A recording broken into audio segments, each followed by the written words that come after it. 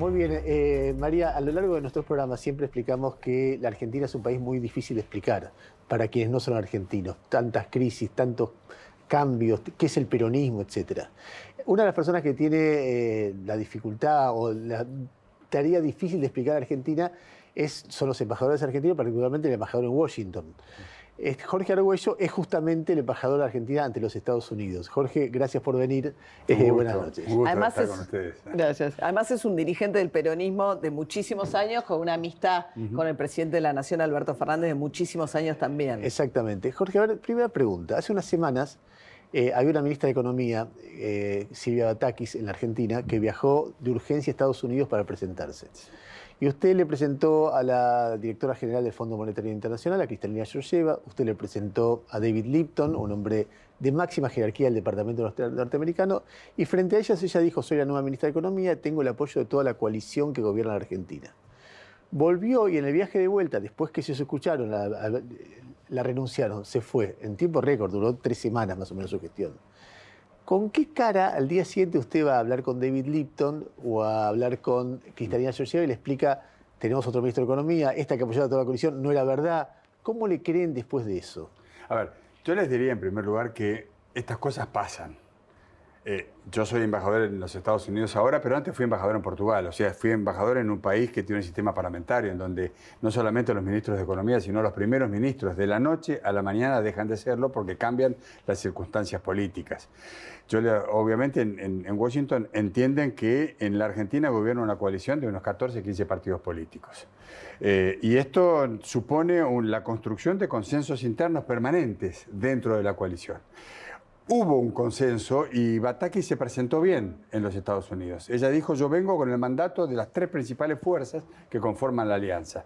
Lo que pasa es que la dinámica de la política y la relación de fuerzas internas dentro de la alianza de gobierno cambiaron. Y lamentablemente, hay que decirlo, lamentablemente, sobre el final de su viaje, al final, una vez que había terminado la visita oficial, se anuncia su reemplazo como ministra de Economía. Dato interesante. Yo estoy ahora en Buenos Aires y estamos programando la visita del nuevo ministro de Economía, de Sergio Massa, a los Estados Unidos, con una agenda similar a la que le armamos a Silvina Batakis. Y esto quiere decir, planea verse con la directora gerenta del Fondo Monetario Internacional, con funcionarios de la Casa Blanca, del Departamento del Tesoro, los bancos multilaterales, etc. Dicho sea de paso, la visita de Batakis fue exitosa, fue muy bien escuchada. Yo creo que Martín Guzmán nunca tuvo 1 hora con David Lipton en el Tesoro de los Estados Unidos, por ejemplo. El dato interesante que les quería comentar es que me comentaba Massa que va a viajar con Batakis a Washington. Y a mí me parece que eso supone la emisión de una señal positiva, de continuidad. ¿Esto es la semana que viene? Esto va a ser, no, esto sí, lo estamos viendo, puede ser a fines de agosto, puede ser a principios de septiembre.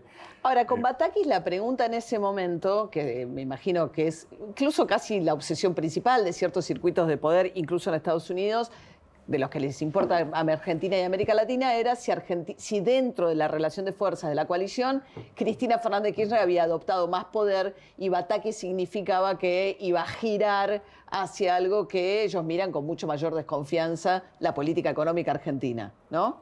Sí, pero... Con Massa hay un mensaje más claro, más nítido, en el sentido de decir, no se va a apartar de aquello que acordó con el Fondo Monetario Internacional. Recién les dije, la gira de Batakis fue exitosa, y fue exitosa porque yo pude percibir, estuve todo el tiempo con ella, pude percibir epidérmicamente cómo la escuchaban, cómo le preguntaban. ¿Pero qué querían saber? ¿Si iba a cambiar la orientación? Necesitaban, básicamente conocer cuáles eran las medidas del nuevo programa que tenía que anunciar ella, estaba recién llegada. Hay un hilo de continuidad que a mí me gustaría destacar, sobre todo en este programa. Martín Guzmán se comprometió con el fondo a sostener el 2.5% de déficit, como parte del acuerdo que ustedes saben cerramos con el Fondo Monetario Internacional. Silvina Batakis se comprometió a mantener el déficit del 2.5%, que es la meta del acuerdo con el Fondo Monetario Internacional. Y Sergio Massa, al momento de asumir, anunció la decisión del Ministerio de hacer lo necesario para mantener la meta del 2,5%. Esta no es una señal que pasa desapercibida en Washington ni en los organismos multilaterales. Está claro que la Argentina está atravesando por una situación muy complicada, particularmente signada por el proceso inflacionario, pero también es cierto que a nuestra propia tara inflacionaria, la tara nacional, esta que arrastramos desde hace décadas, hay que sumarle de verdad, y no de piripipí, hay que sumarle de verdad lo que está pasando en el mundo. Y yo esta mañana estaba mirando papeles y ordenando, estoy escribiendo un artículo, y miré cuál era la inflación en los Estados Unidos en el año 2019, o sea, el año previo a la asunción del gobierno del presidente Fernández. 2,3. ¿Y cuál era la inflación en la Argentina en el 2019? 53% anual. Esto quiere decir nosotros teníamos 23 veces más inflación que los Estados Unidos. Hoy, si miramos los últimos 12 meses, Estados Unidos tiene una inflación del 8,5% en los últimos 12 meses. Sí, tenemos 10 veces. Y la Argentina un 71% de inflación. 9 veces. Es decir, la relación entre la inflación argentina y estadounidense ha mutado de 23 a 1 a 9 a 1. Lo cual no nos exime de la responsabilidad que supone para los argentinos, para la sociedad y para los gobernantes. Además es muy discutible que esa comparación sea válida. Es una referencia como Es un dato interesante. Ernesto. Sí, pero es una referencia como poder ver tantas otras. No, es decir, Estados Unidos está a un nivel de inflación que tienen muchos países del mundo y la Argentina tiene la inflación probablemente la más alta del mundo, en el último mes más alta incluso que Venezuela. O sea, es un récord tanto en profundidad temporal como en magnitud actual. Sí, pero hay otro elemento en todo caso que considerar. Argentina tiene, yo usé la palabra tara recién, tiene este problema añejo de lidiar con la inflación. Ustedes no se olviden que la década que va del 75 al 85, la mayoría de esos años hemos tenido inflaciones de 3 dígitos, sin entrar en hiperinflación. Acá hay una tuerca mal puesta en la cabeza de los argentinos, de nuestra sociedad y de nuestros gobernantes, que nos ha acostumbrado, nos hemos adaptado a vivir en un proceso inflacionario. Si tuviera que definir la tuerca mal puesta en términos de medidas o de gestión de gobierno, ¿cuál sería? ¿Qué es lo que genera? ¿Cuáles son los hechos perniciosos o los vicios de las gestiones de gobierno que define que esta tuerca no esa pregunta a mí me resulta muy difícil de responder, porque una vez que, si tuviéramos el diagnóstico claro, yo creo que tendríamos la posibilidad de instrumentar o de adoptar los instrumentos necesarios para remontarlo. Ahora, está claro que es un desafío permanente de cualquier gestión, y de esta en particular, remontar la inflación. Y en ese sentido vuelvo a la primera parte de la pregunta de ustedes. Massa implica la emisión de una señal positiva y más potente que antes hacia los organismos multilaterales de crédito, y yo creo... ¿Por qué más potente? Porque indudablemente, al ser uno de los líderes de la coalición de gobierno, la interpretación es, bueno, uno de los 3 está a cargo de la política económica. Y por eso hay expectativas en escucharlos en Washington. No solamente en los organismos multilaterales, sino también en el gobierno. Bueno, en eso estamos. Y eso explica también mi presencia en Argentina ahora. Yo voy a trabajar este fin de semana, que es largo en la Argentina, con Massa y su equipo, para elegir la oportunidad del viaje, el mensaje del viaje, y ver cómo continúa la implementación de este nuevo programa que está en gestación. ¿Vamos a un corte? Dale. Vamos a un corte y enseguida seguimos conversando con Jorge Argüello, embajador argentino ante los Estados Unidos.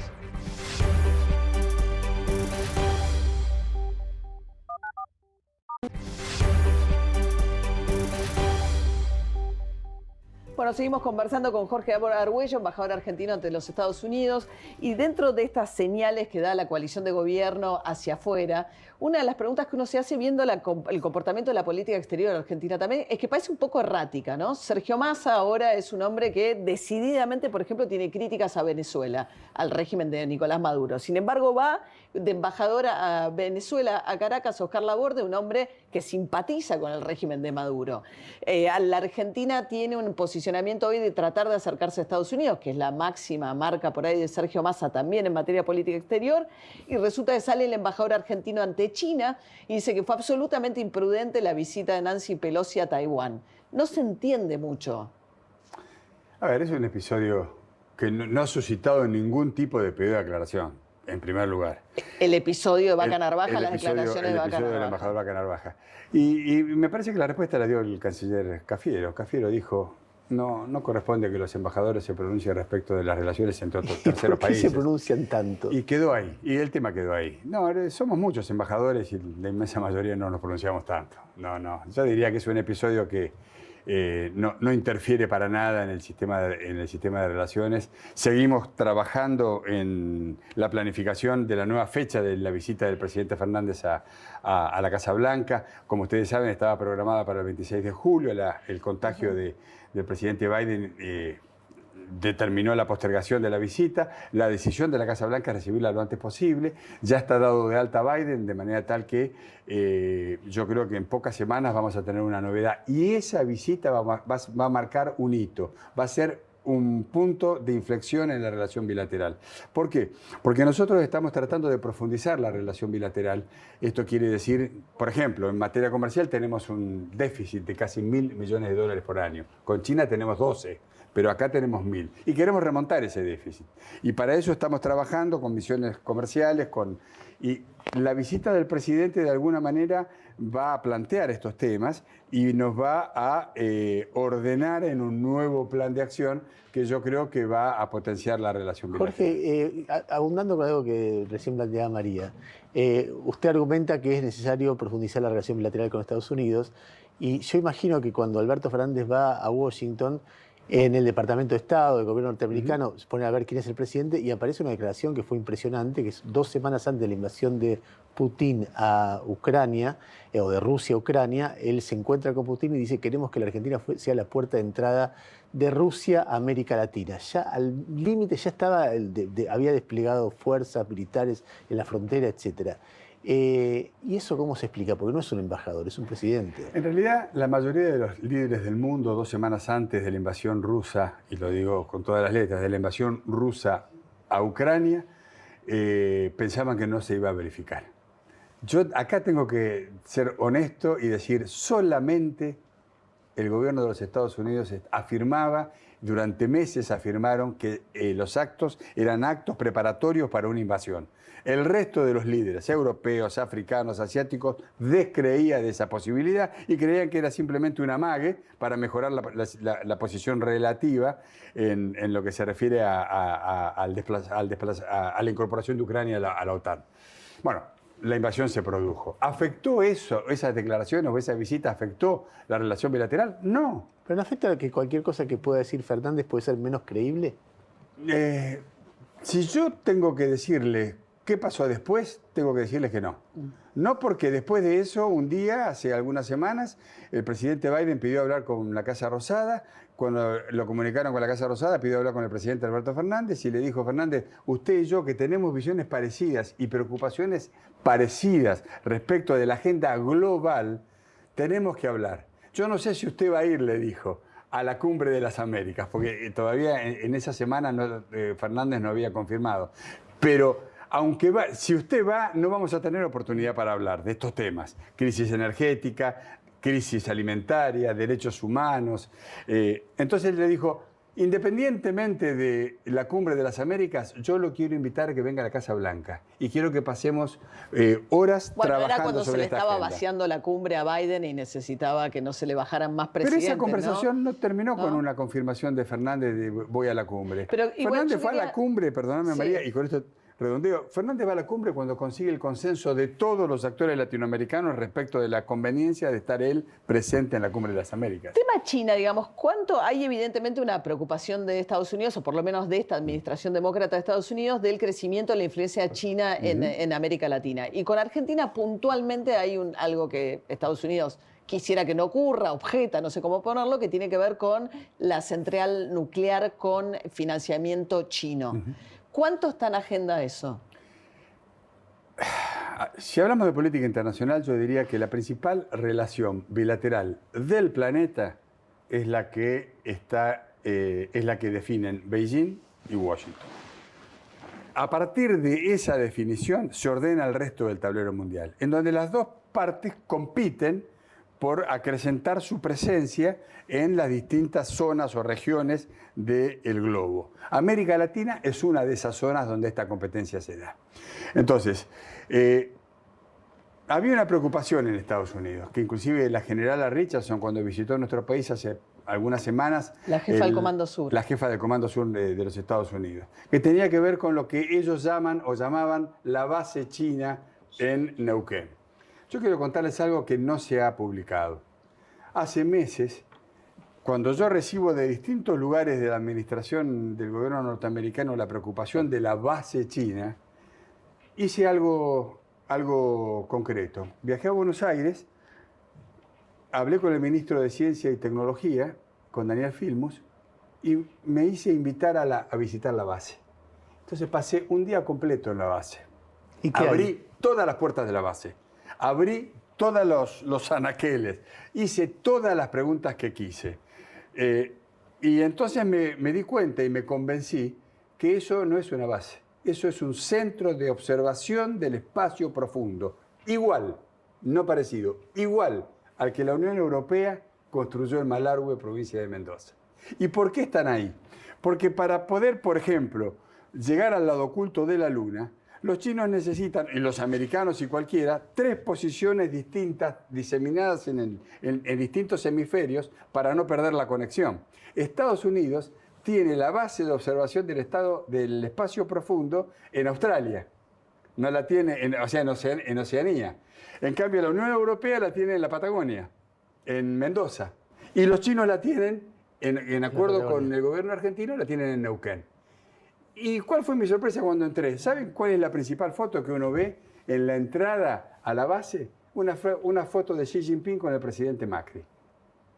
¿Y por qué? Y porque cuando asumió el presidente Macri, que venía hablando de la base china, después de sentarse, seguramente habrá hecho la misma investigación que hice yo, habrá hecho su gobierno, quiero decir. Pero no es la central nuclear esa. No, pero digo, lo mismo va a pasar con la central nuclear. Y lo mismo pasó después de la base, de la llamada base china, pasó con el polo logístico de Ushuaia, en donde Estados Unidos nos manifestó su preocupación porque con capitales chinos se iba a construir un polo logístico en Ushuaia que es para la presencia de la Argentina en el continente antártico.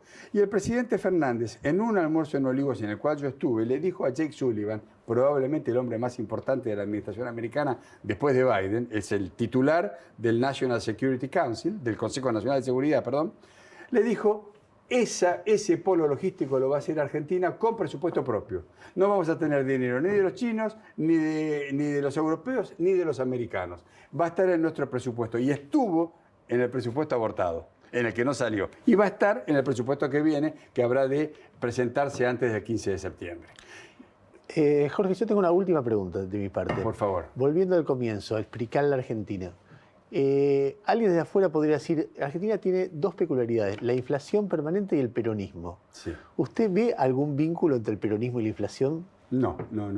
¿Ninguno? Yo veo un vínculo entre la inflación, porque... No, por ahí alguno ve... Ha sido durante algunos gobiernos peronistas donde la inflación desapareció en la Argentina. Y ha sido en algunos gobiernos peronistas donde la inflación se disparó en la Argentina. Ha sido en algunos gobiernos no peronistas donde hubo hiperinflación y lo contrario. Entonces, no, yo creo que tiene que ver con un problema cultural de la Argentina, de todos los argentinos. Tiene que ver con... ¿El peronismo o la inflación? No, parece Borges, ¿eh? Bueno, antes de dejarlo ir, el avión venezolano-iraní que está varado en la Argentina por disposición de un juez, ahora lo reclaman Venezuela y Estados Unidos. ¿Qué va a pasar? Bueno, va a pasar lo que la justicia diga. Va a pasar lo que la justicia diga y la justicia está diciendo cosas. Así que yo prefiero no opinar sobre eso. He tenido pocas conversaciones en realidad en Washington con relación a esto, pero Washington está viendo con buenos ojos que la justicia es la que está tomando parte en el asunto y va tomando las decisiones. Se han liberado una cantidad de miembros de esa tripulación, otros no, y el avión sigue en Ezeiza. Y presionado por el FBI incluso. Vamos a ver cómo esto evoluciona, pero esto está a cargo de un juez. Embajador, gracias. Muchas yo les gracias. agradezco a ustedes, un gusto estar en su programa. Vamos a ir a un corte, María, si te parece, y a la vuelta contamos quién es el personaje de la semana. Ya venimos.